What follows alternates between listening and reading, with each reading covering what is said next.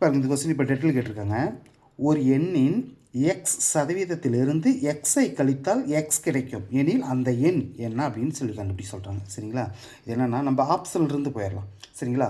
சரி, நம்ம கடைசியிலிருந்து போயிடலாம். கடைசியாக நம்மளுக்கு என்ன இருக்குது? 200 இருக்குதா? இதை நம்ம எக்ஸ்ன்னு வச்சுக்கலாம். சரிங்களா?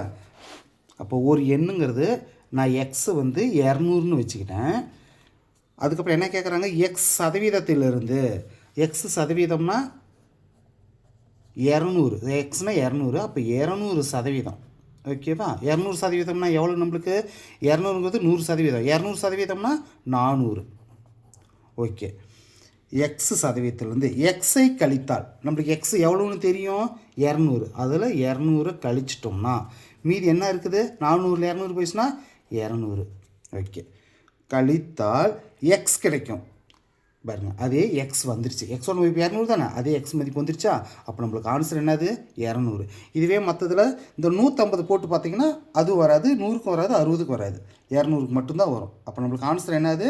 டி ஆப்ஷன் 200 தான் கரெக்ட்.